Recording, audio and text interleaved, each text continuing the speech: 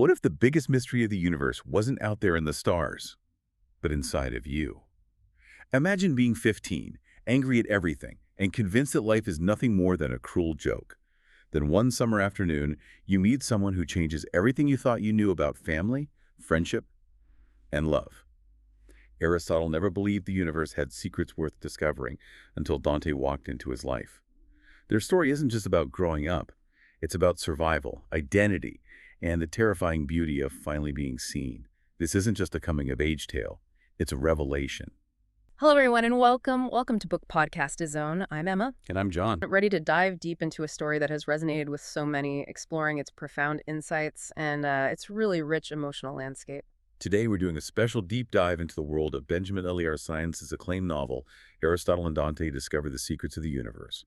We're using a structured journey through its narrative arcs to guide us, really extracting the most important nuggets of knowledge and insight from this beautiful story. Yeah, and this isn't just a summary, not at all. It's more of an exploration of how these seemingly everyday moments, the small stuff, how it builds into profound, life-altering experiences for Aristotle and Dante. We'll be uncovering emotional turning points, key thematic ideas, and really trying to understand the rich cultural context of 1980s El Paso, which is so crucial for grounding their Mexican-American experiences. Exactly. So get ready to explore themes of identity, connection, family, and the transformative power of being truly seen for who you are. This deep dive is for you, whether you're revisiting a beloved story or maybe discovering it for the very first time. Let's unravel some secrets, shall we? The different rules of summer.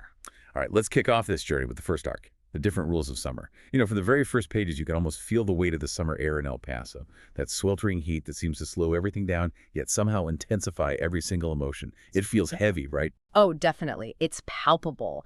And it's in the simmering backdrop that we first encounter our characters, Aristotle and Dante.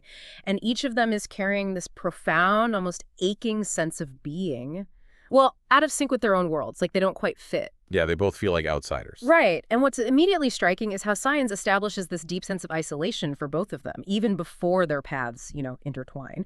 Aristotle, or Ari as he's known, he's a character steeped in this quiet intensity. He's withdrawn, often lost in his own head, and he struggles immensely with self-expression. He often defaults to anger or just this deliberate silence as a kind of shield. A shield, yeah, that makes sense. And he carries this heavy, unspoken weight of a family history, particularly concerning his older brother who's in prison. Yeah. And that casts this long shadow over his young life, something he can't quite grasp or talk about. Dante, on the other hand, he presents a more open, artistic, and intellectually curious demeanor. He's really articulate, expressive, yet he too feels a distinct sense of being different.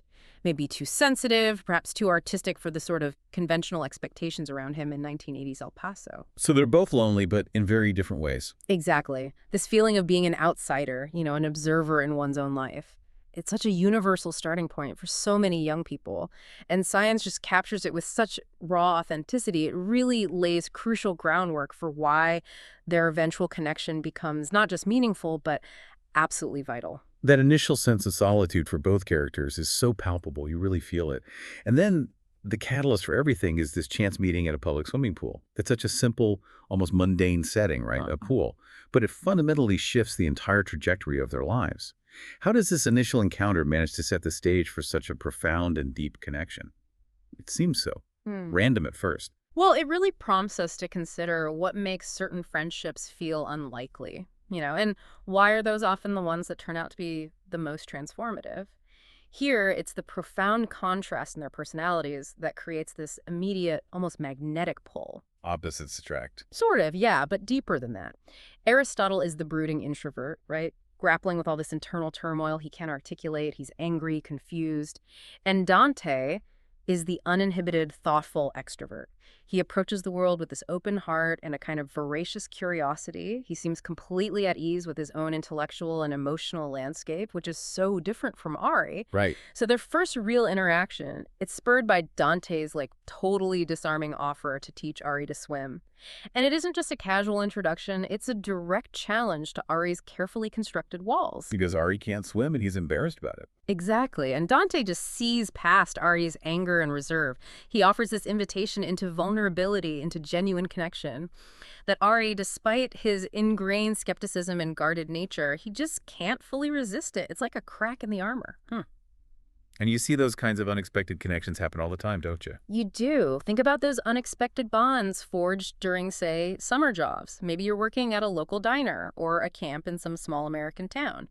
Or maybe at community centers, places where people from different social circles, different schools, different backgrounds, people who might never normally cross paths. Yeah, like forced proximity almost. Kind of, yeah.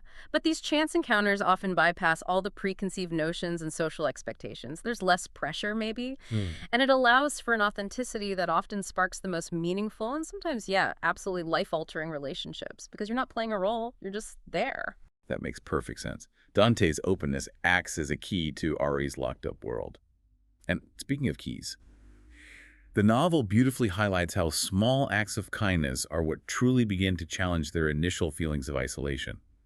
How do these seemingly minor gestures become so incredibly significant in building their bond? They seem so small at first. Well, if we look at the broader human experience, these small acts of kindness, especially in this context, for someone like Aristotle, they're nothing short of revolutionary. Ari lives with this profound sense of isolation, right? He carries this heavy burden of feeling unworthy, of struggling to belong anywhere. He really does feel invisible sometimes. Totally. So a seemingly simple invitation from Dante like, hey, want half my sandwich, or the patient offered to teach him how to swim, Yeah. or just Dante's consistent non-judgmental attention and his, conversational prodding, always asking questions. Yeah, Dante asked a lot of questions. He does, and it isn't merely a friendly gesture, it's a powerful, almost spiritual validation for Ari. It signals to Ari that he is truly seen, that he is valued, and that he is indeed worthy of connection. Which is something Ari probably doesn't believe about himself. Not at all. And these aren't grand, dramatic declarations, right? They're consistent, gentle acts of warmth and care, and they slowly, patiently begin to chip away at Ari's formidable defenses. Each shared laugh, each quiet conversation by the pool, each question Dante asks that sort of coaxes a new thought or feeling out of Ari. It builds this foundation of trust that allows for an unprecedented level of vulnerability from Ari. It's really a testament to the transformative power of consistent, genuine human connection. It doesn't just heal, it can fundamentally reshape one's self-perception. Wow. And the stark contrast between their inner worlds, Aristotle's simmering anger and profound solitude versus Dante's yearning for connection and his open-hearted nature, that contrast makes these small moments exceptionally potent. Dante effectively offers Ari a mirror, a mirror in which he can begin to see a different version of himself, one capable of happiness, capable of connection, maybe even capable of love. So it's not just about ending loneliness. It's more like a journey of self-discovery through connection. How does science illustrate this process? Because it's definitely not a sudden break from solitude, is it? It's gradual, almost tender. Yeah, exactly. The central idea here is that true liberation from loneliness, it's rarely a sudden epiphany. It's not like flipping a switch. And it's rarely a solitary act either. Instead, it requires this immense courage to open up to another person, often against deeply ingrained habits of self-preservation and, frankly, fear. Which Ari has in spades. Absolutely. Aristotle's initial resistance, his attempts to push Dante away sometimes, his sarcasm, and then Dante's persistent, unwavering warmth. It demonstrates this dynamic, often challenging but ultimately rewarding process. Ari doesn't instantaneously shed his anger or his solitude. That wouldn't feel real. Rather, Dante patiently and gently chips away at them, day by day, conversation by conversation. It's about learning to trust someone with your deepest fears, your most vulnerable thoughts. It's about allowing another person to genuinely see and accept the parts of you you've kept hidden, maybe even from yourself. That takes time. A lot of time. It does. And this gradual unfolding is an incredibly powerful and resonant message for anyone who has ever grappled with feelings of isolation, because it mirrors the authentic, often painstaking real-life process of forming truly deep and lasting bonds. It connects deeply with that universal human need for belonging and understanding, especially during those tumultuous teenage years when identity is so fluid and the search for acceptance feels like everything. That makes so much sense. And amidst this burgeoning friendship, this slow opening up, the outline notes mention how family silences can shape a young person's inner world. This is incredibly powerful. How does the 1980s El Paso setting, with its specific cultural nuances, maybe amplify this theme for Aristotle? Oh, that's a crucial layer. This really forces us to think about the unspoken narratives within families, right? The things not said, and how profoundly they can impact a young person's emotional and psychological development. In many Mexican American households, particularly in that era, there were often unspoken expectations, maybe deep-seated histories, and sometimes even collective traumas that weren't directly addressed. Things swept under the rug, maybe. Yeah, for various reasons. Yeah, Protection, shame. exactly. For Aristotle, the most crushing silence revolves around his older brother's incarceration for a serious crime.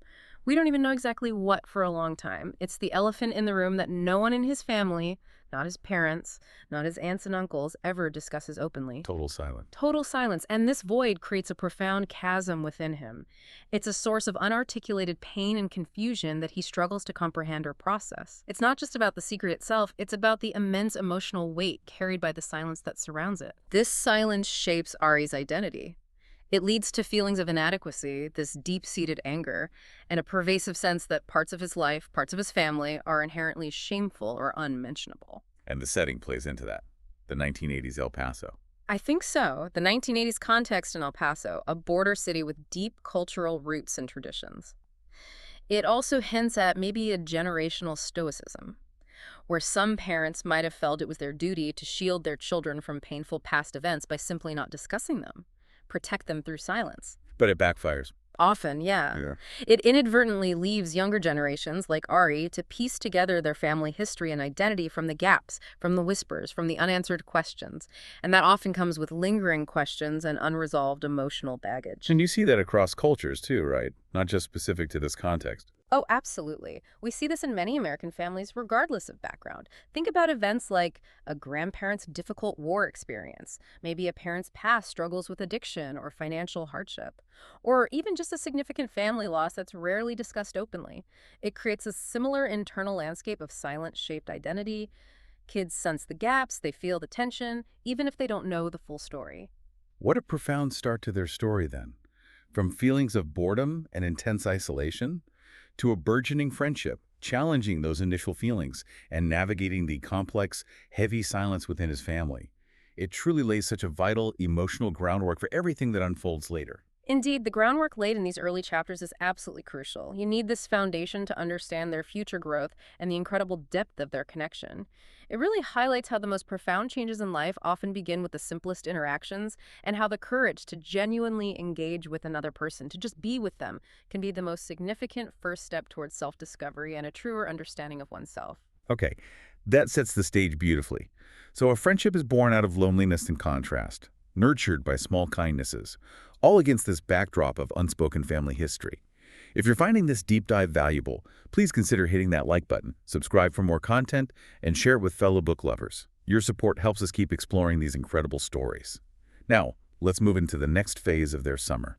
Sparrows falling from the sky. So this summer has set the foundation, hasn't it? Chipping away at their isolation with those small, steady acts of kindness from Dante, Ari's starting to open up just a little. But the quiet growth they've experienced, it seems like it's about to be violently tested. As we move into the next arc, the tone shifts dramatically, entering the arc titled Sparrows Falling from the Sky. The very name immediately suggests vulnerability, fragility, and sudden, unexpected shifts. The outline tells us that everyday fun turns into life-altering moments. This sounds like a significant and, frankly, jarring pivot in their journey. Absolutely, jarring is the right word. This section is where science takes the initial, almost idyllic lightheartedness of their summer friendship and injects a stark dose of brutal reality. It's a narrative crucible, really, where the innocence of youth comes crashing against the harsh, unpredictable realities of life. This arc forces both Aristotle and Dante to confront their deepest fears, not just for themselves, but crucially for each other. The title itself, Sparrows Falling from the Sky, it's such an incredibly potent metaphor, isn't it? It evokes this sense of unexpected fragility of life's delicate balance. It foreshadows a moment where life's unpredictable cruelty can just strike at any moment, shattering any carefully built sense of security and innocence. It feels ominous. It does. This entire arc challenges their budding friendship in the most profound way possible, pushing it beyond simple companionship into a realm of deep, life-altering care and devotion. The imagery is indeed very powerful. You mentioned a crucible for relationships. Can you give us more detail on this pivotal moment? A simple outing gone wrong often serves as a defining point in narratives. What specifically happens here, and why is it so impactful for them? It sounds like the turning point. It really is. The defining moment here is a devastating and sudden incident. They're out, just hanging out, and it starts raining. And Dante, trying to get Ari out of the rain, maybe make him laugh, he steps into the street and is severely injured after being hit by a car. Oh, wow. Yeah, it's stark, visceral, sudden. It violently shatters the carefree summer they've been sharing. Dante, with his characteristic impulsiveness and his profound care for Ari, he sees his friend maybe hesitating or just standing there, and he acts without a moment's hesitation, putting himself directly in harm's way. Oh, my God. What's so incredibly impactful here is how this event immediately elevates their friendship. It goes from a comfortable companionship to a relationship built on profound, unconditional care and an almost spiritual connection. It changes everything in an instant. How does Ari react? That must be devastating for him. Devastating doesn't even cover it. Aristotle's reaction, his desperate fear, his overwhelming guilt because Dante was trying to help him, his raw, unbridled torrent of emotion. It reveals the hidden, almost terrifying depth of his feelings for Dante. These are feelings he may not have fully acknowledged or even understood himself until Dante's life was suddenly, shockingly on the line. The potential loss makes it real. Exactly. The near loss of Dante forces Ari to confront, in the most visceral way possible, just how much this seemingly unlikely friend has come to mean to him. It shakes him to his very core and lays bare the true intensity of his attachment. Science uses this moment as a powerful narrative device. It crystallizes the theme of self-sacrifice, but also that sudden, terrifying realization of how much someone truly means to you when their very existence is in peril. That moment sounds incredibly intense, a true test of their connection. You noted that this incident forces acts of courage and reveals vulnerabilities. How do these experiences fundamentally shift their dynamic, going from those lighthearted hangs to this relationship of intense care for one another? Well, it really makes us consider what true courage looks like in moments of crisis, doesn't it? And how we respond when those we care deeply about are hurt. Aristotle's courage here. It isn't just about wishing he could have protected Dante or his physical presence at the scene, though that's there too. It's profoundly in facing his own intense, almost overwhelming emotions. Fear, responsibility, guilt, and this undeniable burgeoning love that he can't yet name or fully understand. All tangled up. Completely, this raw emotional response, this unmasking of his deepest feelings, is a significant act of vulnerability for someone as guarded and emotionally repressed as Ari. And Dante, in his painful and slow recovery, he displays a different but equally powerful kind of courage.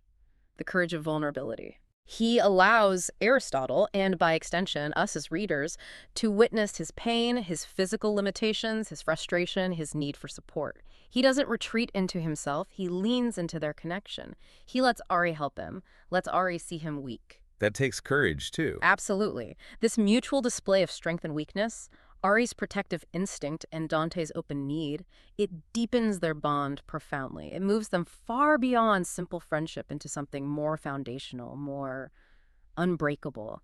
It's a bond forged in the crucible of shared trauma and unwavering devotion.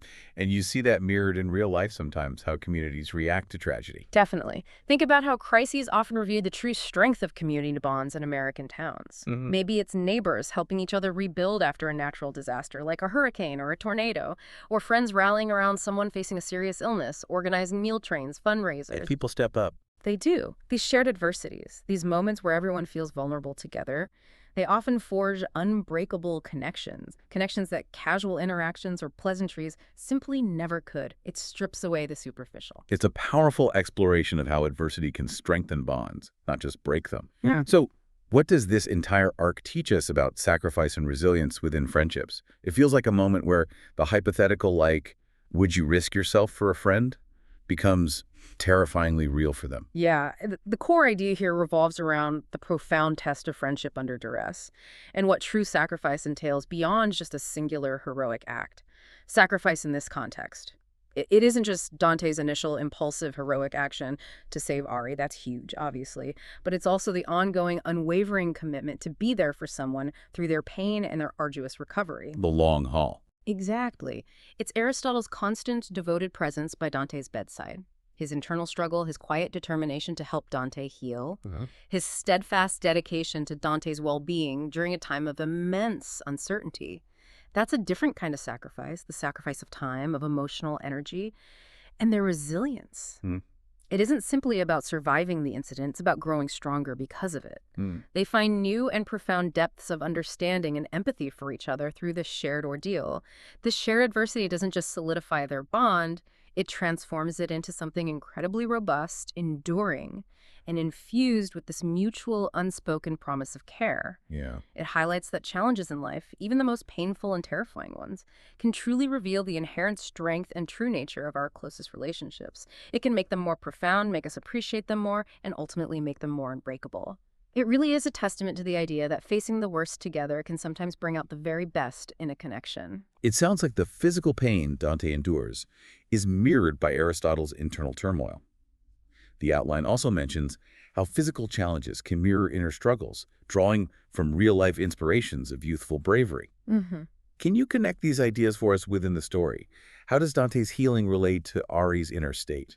That's a really insightful connection. If we expand this to a broader perspective, Dante's intense physical recovery from the accident becomes this powerful, almost symbolic external manifestation of Aristotle's even deeper internal journey. Okay. While Dante is literally healing his broken body, dealing with casts, physical therapy, the frustration of limitation, Aristotle is wrestling with his own long-simmering anger, the mysterious and painful past of his brother, and his burgeoning, confusing, and increasingly undeniable feelings for Dante.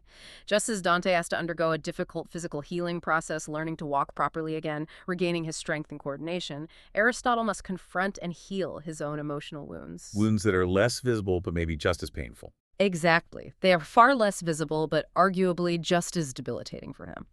And the bravery here. It isn't just in facing immediate physical danger like Dante did. It's profoundly in facing oneself, facing one's vulnerabilities, one's deeply suppressed emotions. That takes a different kind of courage. Mm-hmm. And this is a common and incredibly potent theme in real stories of young people overcoming adversity. Think about stories of young athletes recovering from career-threatening injuries. The physical therapy is brutal, but the mental battle, the fear, the doubt, that's often the harder part. Right, or students overcoming significant academic or personal setbacks. Precisely. The physical or external challenge often forces this profound internal reckoning. It leads to a deeper growth in character and self-understanding. And for Ari, witnessing Dante's raw physical vulnerability, seeing his struggle, and also his courageous fight to recover, it also pushes Ari to confront his own emotional cowardice, maybe. His ingrained tendency to retreat into silence or anger. It pushes him to confront his profound fear of genuine, unvarnished connection.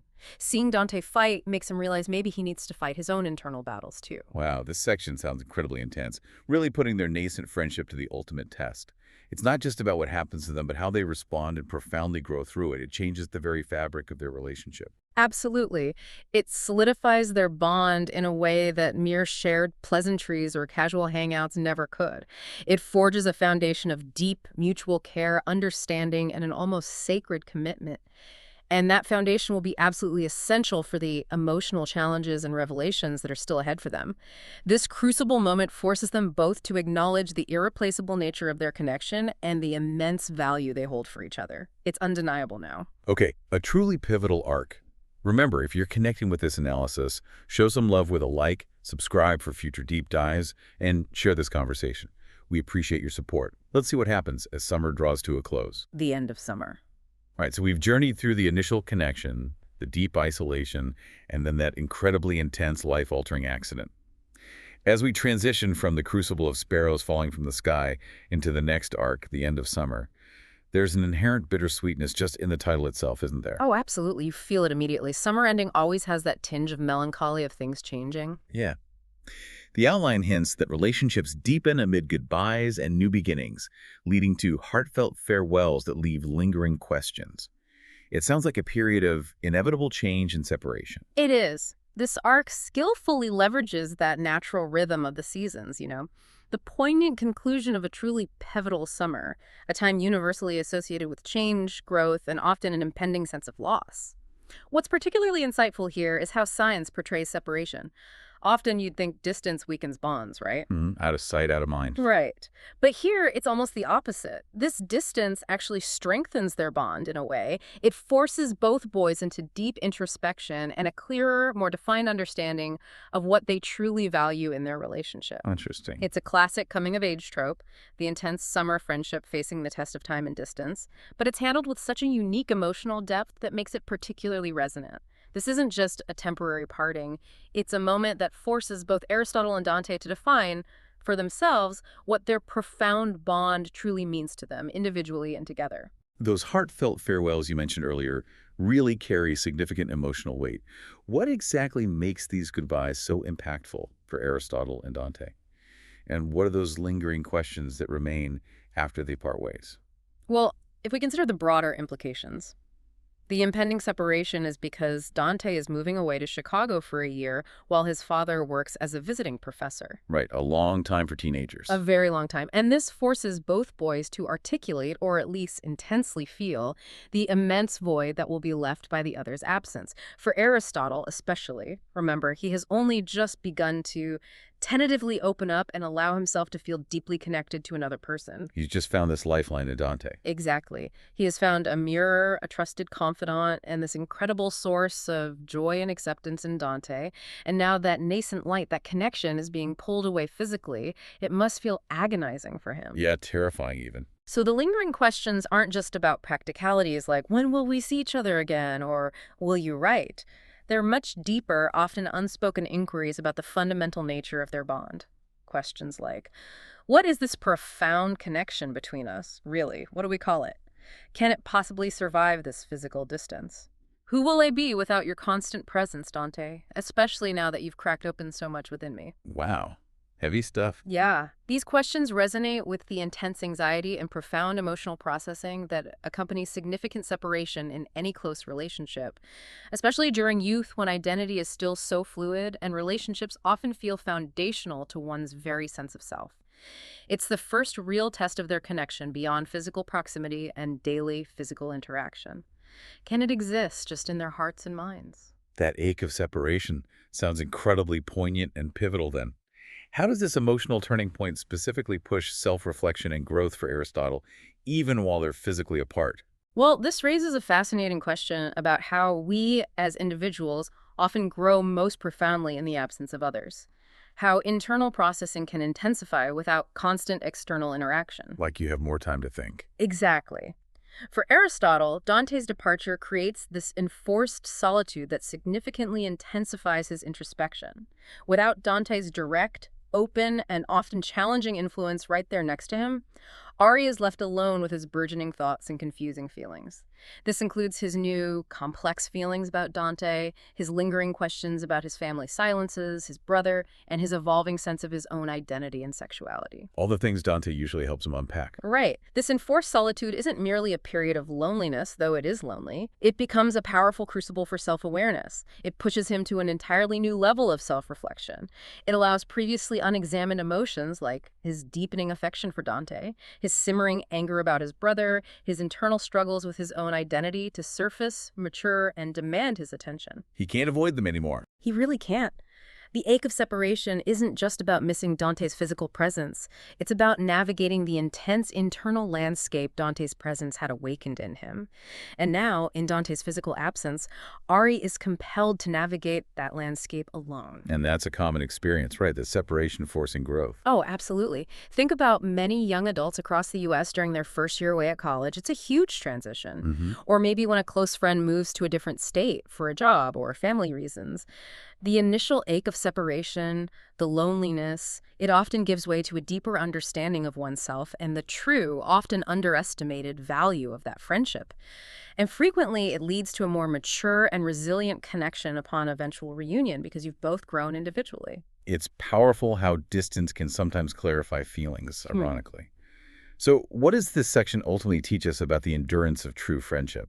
How does science convey that this connection between Ari and Dante isn't just a temporary summer fling, but something far more resilient and lasting? The core idea here is that true friendship, the kind that truly permeates your being, isn't solely dependent on constant physical presence. It's about a foundational connection that possesses the inherent strength to withstand distance, time, and the profound changes that inevitably accompany individual growth. It lives inside you. Exactly. Mhm. This separation allows their bond to mature. It shifts from being an immediate shared experience into a more internalized and cherished part of their individual identities. It subtly transforms from simply being together into a deeper state of carrying each other within. Hmm. The mere thought of the other person, the cherished memory of their shared moments, the letters they'll eventually exchange, and the hopeful anticipation of a future reunion become powerful anchors for their individual journeys of self-discovery while they're apart. This narrative teaches us that relationships, especially maybe in our increasingly transient modern world, absolutely require trust. They require an unwavering belief in a connection that transcends physical proximity and a conscious willingness to nurture that bond even when you're not face to face. That takes effort. It does. It speaks profoundly to the enduring nature of a connection built on genuine understanding, deep emotional resonance, and a shared sense of self. It's not passive. It's interesting how a story from the 1980s about temporary distances can feel so relevant today. The outline notes connect how temporary distances can amplify feelings of belonging, even echoing modern stories of long-distance connections in our connected yet distant world. How does science's story, set in a pre-internet, pre-cell phone era, resonate with today's experiences of connection and longing across distance? You know, what's truly fascinating here is the remarkable timelessness of this particular human experience. It really transcends technology. Even without the instant messaging, the video calls, the ubiquitous social media of today, the fundamental emotional impact of temporary distance is precisely the same. The longing is the same? The longing is the same. The palpable anticipation of reunion, the reevaluation of the relationship's profound importance in one's life, the deep ache for connection. These powerful feelings intensify the sense of belonging and appreciation when they are finally together again. The very contrast between the physical absence and the sustained emotional presence makes the bond feel even more real, more essential, and more deeply cherished. Absence makes the heart grow fonder, as they say. Right. Today, while technology certainly bridges physical distance with remarkable efficiency, sometimes maybe too efficiently, the emotional process of valuing and actively maintaining long-distance connections remains deeply human. And despite our tools, it's often still challenging. Yeah, maybe the ease of contact makes us take it for granted sometimes. That's a great point. The 1980s setting, where communication was slower and inherently more deliberate, waiting for letters, maybe expensive long-distance phone calls, perhaps even amplified the longing due to the delayed gratification. But the underlying psychological dynamic, the human heart's response to absence, that's universal. Mm. We see this dynamic play out vividly in many American families separated by military deployment, for example. The distance is incredibly hard. Or among college students studying abroad. They often report an intensified appreciation for their loved ones and hometown connections upon return. The distance, while undeniably hard, paradoxically makes the reunion even more meaningful and cements that profound sense of belonging. It sounds like a challenging but absolutely essential chapter for their relationship then, forcing them to understand the true depth of what they share, even when apart. It really highlights the strengths that can be found in absence, in that quiet space. Absolutely. It marks a critical period of intense internal growth for both Aristotle and Dante. A quiet strength is being built in the interim, and it's profoundly preparing them for even deeper revelations and the eventual, more direct confrontations with their feelings and emerging identities. The distance, in a way, acts as a magnifying glass for their emotions, bringing previously hidden truths into sharper focus, ready to be examined. Makes sense. So, summer ends, Dante leaves, and Ari is left to navigate his inner world. If this resonates with your own experiences of friendship and distance, let us know in the comments, and don't forget to like, subscribe, and share. Up next, communication takes a different form. Letters on a page. Okay, so after that period of aching absence following the end of summer, we enter Letters on a Page. The title itself immediately evokes intimacy, doesn't it? And reflection, and maybe profound revelation. The outline promises a phase where words on paper uncover layers of the soul, and revelations pouring out in ink. This sounds like an incredibly personal and transformative arc for them. Oh, indeed. Transformative is the word. This arc is a masterclass, I think, in how written communication can foster a deeper level of intimacy and self-discovery than perhaps even the most intimate face-to-face conversations might allow, especially for a character like Aristotle who struggles so intensely with verbal expression and emotional vulnerability. Right, talking is hard for him. Very hard. So here, the physical distance, rather than being just a debilitating barrier, paradoxically becomes this powerful catalyst for profound honesty and courageous introspection. The letters exchanged between them become this sacred, confidential space, almost like a shared diary. It's a dialogue between two souls that allows them to express thoughts and feelings that might feel far too vulnerable or raw for spoken words in the immediacy of person-to-person interaction. Hmm. This medium, the letter, it grants them the time and the space to truly uncover their inner worlds, layer by layer. In an era before instant communication, letters were truly a lifeline, weren't they? The main way to stay connected over distance. How do these letters specifically bridge the physical miles between Ari and Dante? And what profound impact do they have on their individual development during this time apart? Well, what's truly fascinating here is the sheer enduring power of the written word, how it can transcend both distance and the conventional flow of time. Letters allow for a fundamentally different kind of honesty and introspection than talking does. Sure. Well, you have the luxury of crafting your thoughts, right? Yeah. You can carefully edit your raw emotions, maybe cross things out, rewrite, and choose precisely how to reveal parts of yourself that might be harder to express spontaneously or verbally in the heat of a moment or face to face. Less pressure. Exactly. For Aristotle, who is naturally more reserved, guarded, and struggles with direct emotional confrontation, writing to Dante provides this safe, controlled, and deeply personal space. It's like a canvas upon which he can tentatively explore his burgeoning feelings, his evolving identity, his anxieties, all without the immediate pressure of judgment or needing an instant response. He can take his time? He can take his time, he can articulate complex thoughts about his brother, about his simmering anger, and about his confusing yet undeniable affection for Dante. Slowly, carefully, word by word, and Dante's letters in turn. They provide this consistent, loving, and intellectually stimulating presence. They're full of life, questions, observations. Very Dante. Very Dante. And they continually challenge Aristotle's preconceptions about himself and the wider world. So the letters bridge the miles by creating this continuous, evolving, and deeply personal conversation. A conversation that actively nurtures their individual development, Aristotle's burgeoning self-awareness, and Dante's unwavering empathy and intellectual curiosity. And the process itself matters too, right? Mhm. The act of writing and waiting. Oh, absolutely. The psychological aspect of letter writing is key here. The dedicated time for reflection before writing, the permanence of the words on paper, words that can be reread and pondered over and over, and the palpable anticipation of a reply. All of that contributes to a profound and deliberate deepening of their unique connection. It slows everything down in a good way. It's like they're building a new language for their relationship through these letters, a written one. The source material highlights them grappling with unspoken truths about identity and desire, transforming distant chats into pivotal self-awakenings.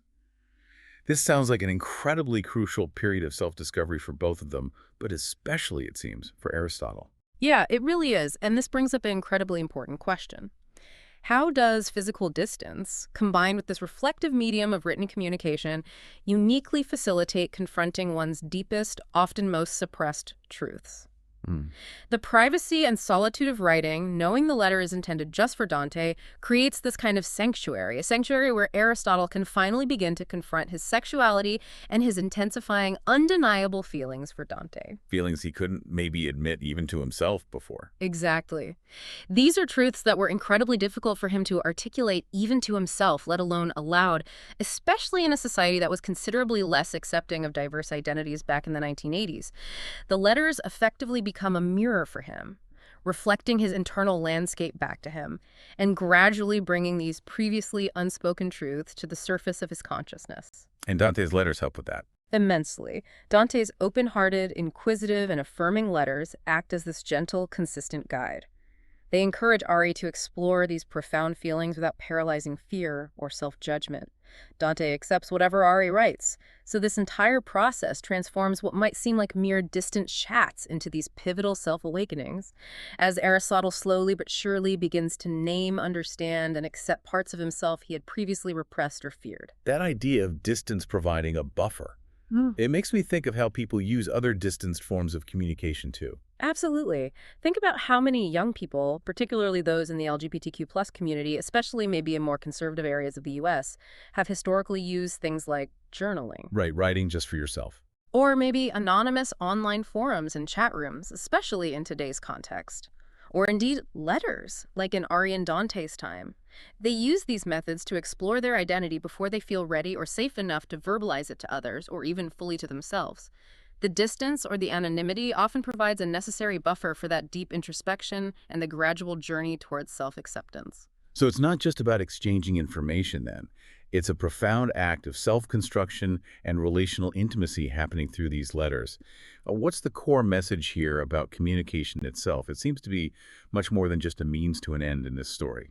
Yeah, the overarching idea here is that communication, particularly this deep, reflective, and patient kind of communication fostered by letter writing, it's not merely about conveying facts or updates or even just simple affection. It's fundamentally about building a profound, nuanced understanding both of the other person and of oneself.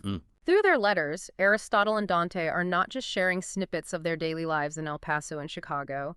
They're actively constructing, deconstructing, and evolving their understanding of who they are individually and who they are in relation to each other.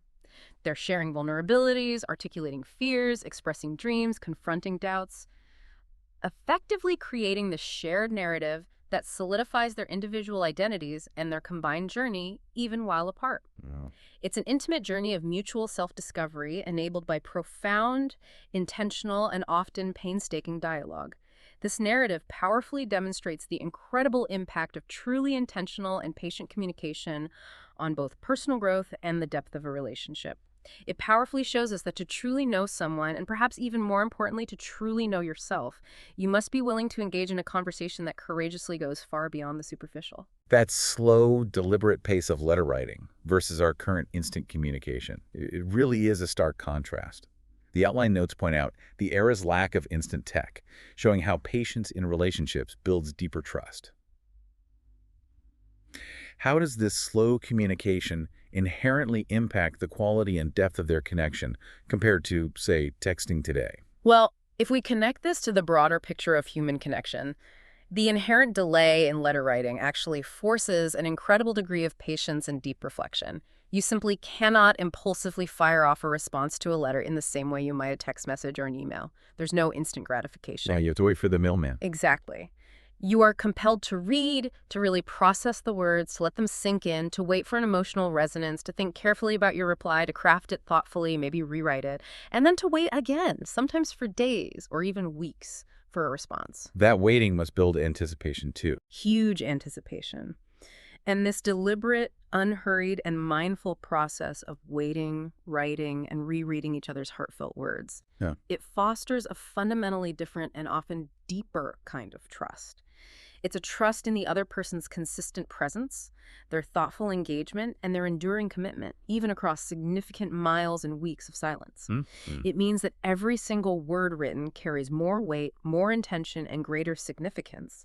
And the bond itself feels more earned, more deeply considered, and ultimately more resilient because of that effort.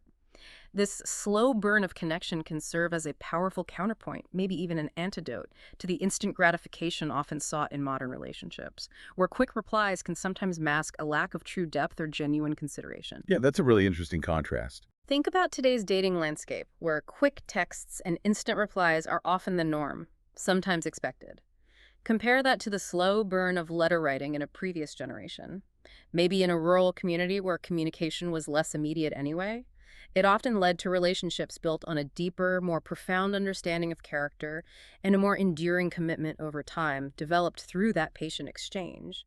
This part sounds incredibly transformative then. A profound testament to how deep connection can be forged and explored even when physically separated.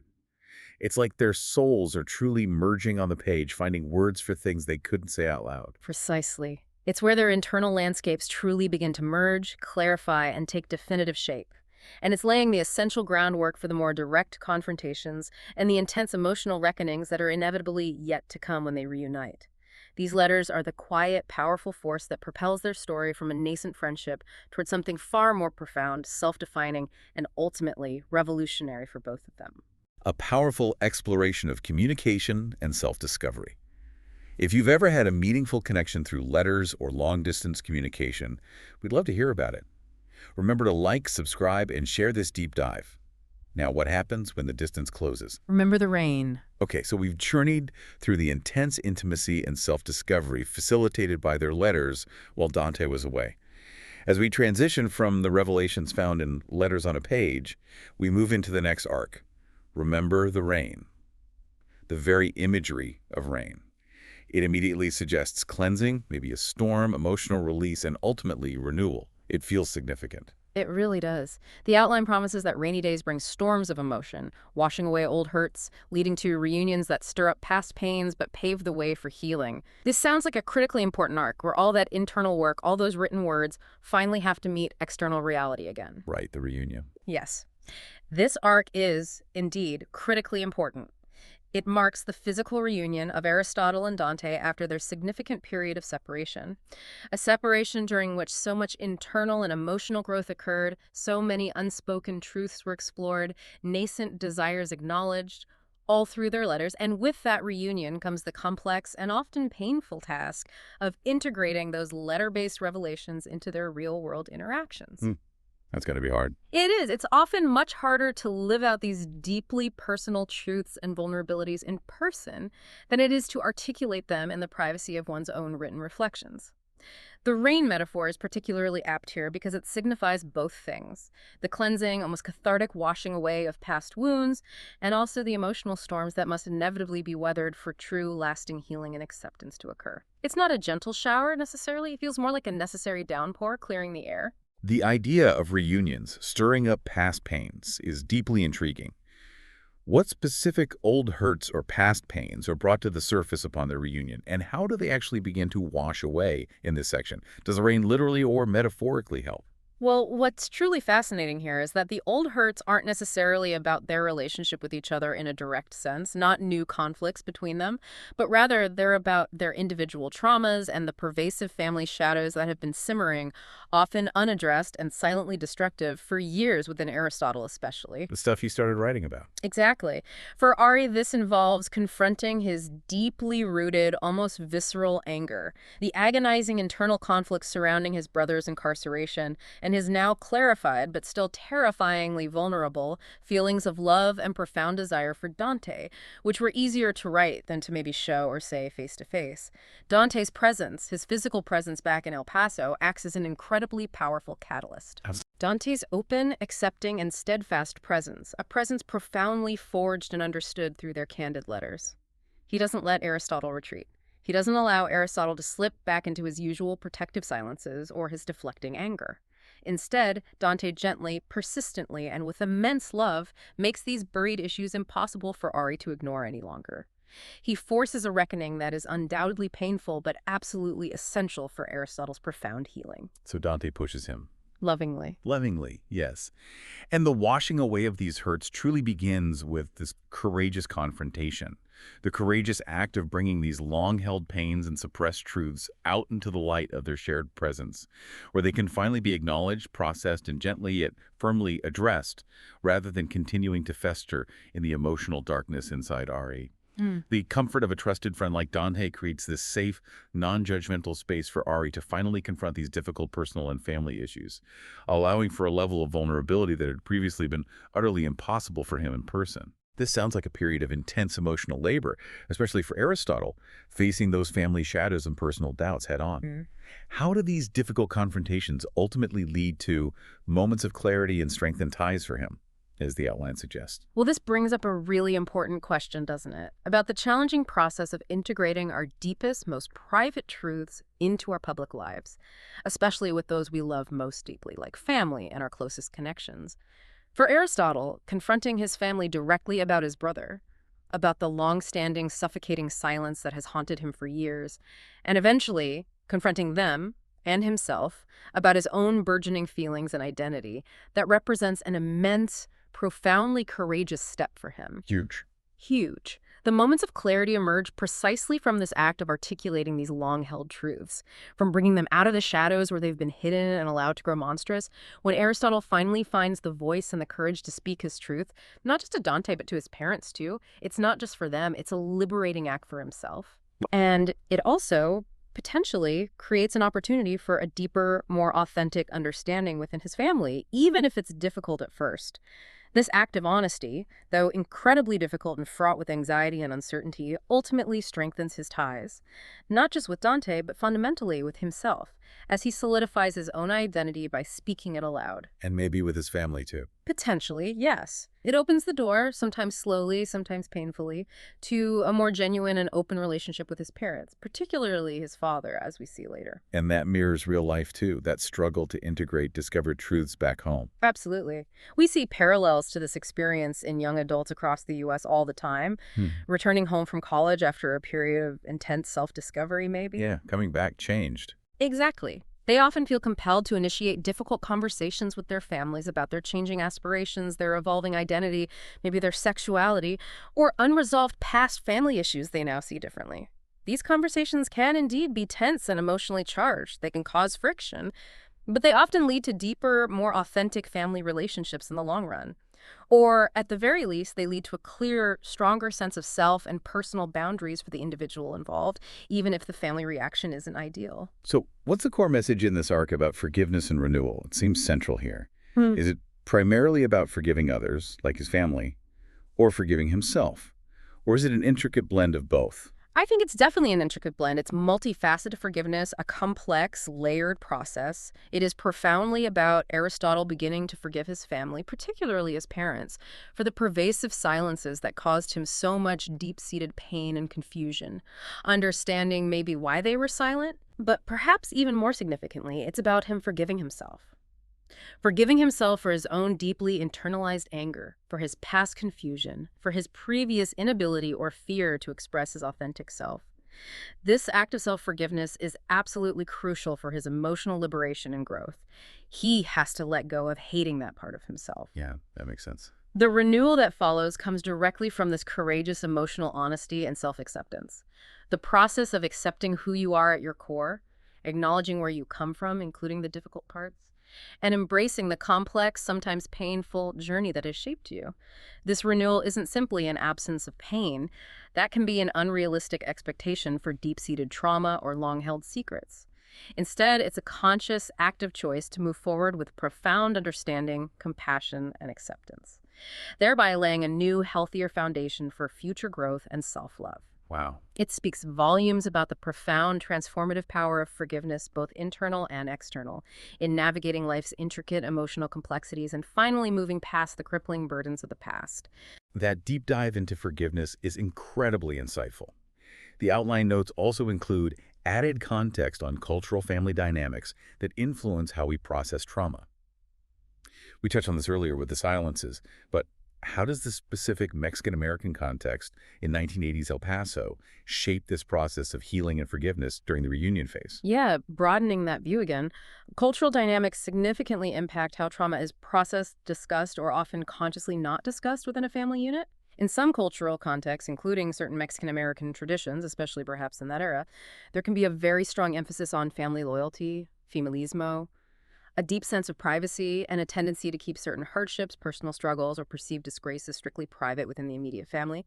No sacar los trapos sucios al sol, right? Yeah. Don't air dirty laundry in public. There might also be a cultural stoicism that values quiet endurance and strength over open emotional expression, or a desire to protect younger generations from painful realities by maintaining silence. This inherent tendency can make open discussion of deeply embedded trauma, like the incarceration of Aristotle's brother, incredibly challenging and fraught with unspoken rules. So how do Ari and Dante navigate that? While Science's story delicately and authentically explores how these two boys, even within these specific cultural expectations and constraints, find their own unique path to honesty, understanding, and healing. They often rely more heavily on their intensely personal and evolving bond with each other, their own little universe of two, rather than strictly adhering to traditional family structures or expectations for emotional processing. Their friendship becomes the space for healing. Exactly. It emphatically emphasizes that while culture undeniably provides a rich and essential context shaping the landscape, individual journeys to healing are ultimately deeply personal, and they can sometimes require the courage to gently but firmly challenge or break unspoken rules to achieve true self-acceptance and peace. Think about different cultural communities within the U.S. today, from immigrant families maintaining traditions of stoicism and privacy regarding past hardships, to long-standing rural communities where certain family histories are simply not openly discussed, even with the best of intentions. These diverse dynamics can both inadvertently support and significantly complicate the individual's process of confronting personal and family trauma, making the individual's courage to speak their truth, like Ari eventually does, even more profoundly significant. This sounds like the storm before the calm then. A necessary emotional clearing that allows for deeper understanding and connection, proving that healing isn't always a gentle or comfortable process. Sometimes it requires that confrontation, that rainstorm. Indeed, it's where the internal truths cultivated and clarified during their period of separation truly come to a head. They demand to be acknowledged, articulated, and fully integrated into their lived realities, face to face. This arc is about courageously facing the messiness of raw emotion, acknowledging the lingering pain, and consciously moving through it, rather than attempting to bypass and suppress it, thereby paving the way for full acceptance and a more authentic future. A powerful, turbulent, but necessary chapter. If you appreciate this exploration of complex emotional healing, please hit like, subscribe for more, and share with others who connect with these themes. Now, for the culmination of their journey, All the secrets of the universe. and now finally, after navigating isolation, trauma, distance, letters, and stormy reunions, we reach the ultimate culmination of their journey, all the secrets of the universe. This title feels like the grand reveal, doesn't it? The payoff. It promises that secrets unravel in a rush of acceptance, and the universe aligning as truths come to light. This sounds like the emotional apex of the entire narrative, where everything clicks. This final arc is, without a doubt, the emotional climax of the entire story. It's the resolution we've been building towards. It's where all the preceding growth, the intense introspection, the deep, patient communication through hardship and letters, it all culminates in this profound understanding and a joyous, undeniable certainty. It's where the titular secrets of the universe are ultimately revealed. And, spoiler alert, they're found not in distant stars or cosmic mysteries. Right, not out there. Not out there, but far more intimately within ourselves, in the boundless depth of human connection, and in the radical, unapologetic act of self-acceptance. It's a beautifully rendered resolution, a moment where the internal turmoil and external realities finally align for Aristotle, bringing his long and arduous journey to a deeply fulfilling and profoundly moving close. The idea of secrets unraveling and the universe aligning is incredibly evocative imagery. What are these final secrets that are unveiled? And what does this rush of acceptance truly look like for our characters, particularly for Aristotle, who's been holding back for so long? Well, what's profoundly captivating here is that the secrets in question, they aren't external mysteries. They're primarily Aristotle's deepest, most guarded feelings and his authentic identity, particularly his deep, unconditional love for Dante and his courageous acceptance of his own sexuality. Finally admitting it. Finally admitting it, first to himself and then allowing it to be seen. For much of the novel, Ari has struggled immensely to name these feelings, to truly understand why he feels so profoundly connected to Dante, and to accept what that means for who he is at his core. The rush of acceptance isn't simply from Dante. Dante, throughout their journey, has always been openly loving and affirming in his own way. Yeah, Dante's been pretty clear. He has. The crucial shift is the acceptance from Aristotle himself, after years of internal struggle and denial, and perhaps most powerfully, the acceptance from his parents. Ah, the family piece comes full circle. It really does. And this acceptance is portrayed not as a quiet, grudging understanding or a reluctant tolerance, not just, okay, fine. It's portrayed as a joyful, affirming, and liberating revelation. It's a powerful moment where all the disparate pieces of his identity suddenly click into place, and he realizes that being his true self, being honest and open about his love for Dante, is not something to be feared or hidden, but something to be celebrated with an open heart. Wow. It's the ultimate validation, especially when it comes from family. It allows him to finally breathe, to exist fully, and to flourish as his authentic self. It truly highlights the transformative power of full, unreserved acceptance, particularly from family and oneself, in validating one's identity and ultimately freeing one's spirit. It sounds like an incredibly brave and liberating moment for everyone involved. The outline notes mention honest confrontations that embrace love in all its forms, shifting from confusion to joyful certainty. How do these final confrontations actually play out? What makes them so definitive for Aristotle? Is it a big dramatic scene? Well, this brings up that important question again.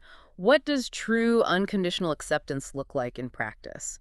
Especially when it challenges societal norms that, particularly in the 1980s, might not have been as accepting of diverse identities. The confrontations here, they're not just about Aristotle finally articulating his deeply held feelings for Dante, although that happens. They are about the profound emotional risk involved in doing so, in making himself completely vulnerable, especially to his parents, given their history of Right, the silence. fear must be immense. Immense. The definitive nature of these confrontations comes from the unequivocal love and acceptance he receives in return. His parents, and especially his father, embodies this powerful shift. It's less one big dramatic scene and more a series of quiet, incredibly moving moments of connection. After years of silence, emotional distance, and unspoken pain regarding his own past trauma from the Vietnam War, and Ari's brother, Aristotle's father reveals his own vulnerabilities to Ari. He shares his own secrets, his own pain. Wow, breaking his own silence. Exactly. And in doing so, he fully embraces and validates his son's love for Dante. He essentially says, I see you, I love you, all of you. This unconditional love and affirmation from his family, combined with Dante's steadfast devotion and unwavering acceptance, it validates Aristotle's entire arduous journey of self-discovery, and it allows him to step fully and joyfully into his authentic identity with this profound, undeniable certainty. No more hiding. That's beautiful. It's a powerful and inspiring depiction of how love, in its purest and most courageous form, ultimately transcends labels, societal expectations, and past hurts. And that has broader resonance too, doesn't it? Yeah. Seeing acceptance modeled like that. Absolutely. Think about the impact of public figures or community leaders in various U.S. cities who have courageously come out and have been embraced by their families and communities. Their stories often inspire countless others to live authentically. These moments often mark a profound shift, not just for the individual moving from personal confusion and isolation, but for the community, fostering a collective celebration of identity and belonging.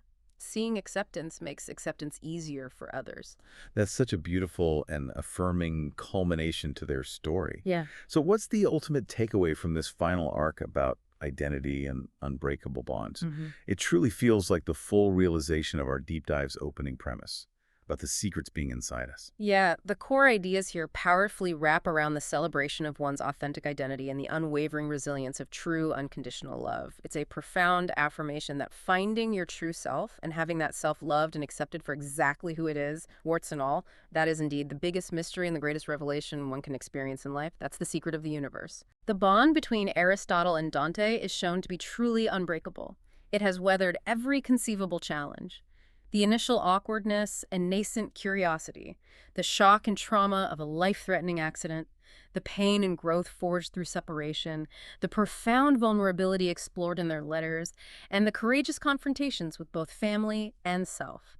It culminates in a love that transcends simple friendship, evolving into a foundational, inseparable part of their very beings. Yeah. It assures you, our listener, that the profound and lasting joy that comes from genuine self-acceptance and finding that deep, unwavering love and belonging, no matter its form or societal perception, is undoubtedly one of life's most precious and hard-won gifts, worth fighting for. And the story continues to resonate, doesn't it? The outline mentions the recent film adaptation. Expert context on the story's resonance today, especially after its 2023 film adaptation, inspiring ongoing talks about representation and heartfelt connections. How does this story continue to impact audiences, particularly now that it has a visual medium alongside the book? That's a great point about its enduring appeal. If we connect this to the bigger picture, the story's enduring appeal lies in its authentic, nuanced depiction of LGBTQ plus coming of age, but also in its universal themes of identity, family, friendship, and first love that resonate far beyond any specific demographic. The 2023 film adaptation only amplified this, didn't it? It brought the nuanced performances, the boys' chemistry, and the evocative El Paso setting to a wider audience. Yeah, seeing it visually adds another layer. It does. This continued cultural presence, both the book and now the film, fuels important conversations about representation in media, especially the need for authentic, affirming portrayals of diverse experiences, particularly for young people searching for themselves in stories. It shows that these heartfelt connections, these internal journeys, these are indeed all the secrets of the universe worth discovering and celebrating. Discussing how stories like this contribute to a broader cultural shift, maybe particularly in the U.S., towards greater acceptance and understanding of diverse identities, it feels important. Younger generations especially seem hungry for authentic narratives that reflect their own complex experiences or the experiences of their peers. The film's success, I think, is a testament to this growing appetite for stories that prioritize emotional truth and genuine connection over simple plot mechanics. What a truly beautiful and profoundly moving conclusion to their story. From those initial feelings of deep isolation and anger to such joyful certainty and profound acceptance. It's truly a journey of the heart, isn't it? It really is. It's a powerful and enduring reminder that the universe's greatest mysteries are often found not out there in the cosmos, but within ourselves and in the deeply meaningful connections we forge with others. Uncovering these secrets requires immense courage, unwavering patience, vulnerability, and ultimately an open, receptive heart to truly discover, cherish, and celebrate them. Outro. Well, you've just joined us on an incredible deep dive into Benjamin Alire Science's Aristotle and Dante, Discovering the Secrets of the Universe. We've journeyed through sweltering El Paso summers, navigated the heavy weight of family silences, witnessed remarkable acts of courage and the deep ache of separation, explored profound truths, whispered in letters, faced down deeply ingrained personal doubts and fears, and finally celebrated the unraveling of all the secrets of the universe, which truly, as you said, are the profound secrets of the human heart. This narrative, through its quiet intensity, its authentic portrayal of young love and all its confusion and beauty, and its profound emotional honesty, it serves as such a powerful reminder that the most significant discoveries in life often occur not in grand adventures or sweeping epics, but in the intimate spaces of our most cherished relationships, and in the courageous act of truly seeing ourselves and allowing ourselves to be seen by others. So, as you reflect on Aristotle and Dante's extraordinary journey, here's a thought to maybe mull over. If the biggest mysteries are indeed inside of us, waiting to be uncovered, what unspoken truths might you be holding on to right now? And what acts of kindness, either courageously given by you or gratefully received, might just be the key to unlocking your own universe of understanding and connection? Yeah, and perhaps what profound transformations might happen if you allowed those truths to simply pour out, like ink on a page in a journal, or maybe in a heartfelt, vulnerable conversation with someone you trust. Knowing that true connection is often found and strengthened in our most open and authentic, even if slightly scary, moments. Powerful questions to leave us with. Thank you so much for joining us on this incredibly meaningful deep dive today. We truly hope you found as much insight, inspiration, and connection as we did in exploring this beautiful story. Until next time, keep exploring the books that speak to you, keep questioning, and keep connecting with the stories and the people that truly move you. We'll see you on the next deep dive right here on Book Podcast Zone.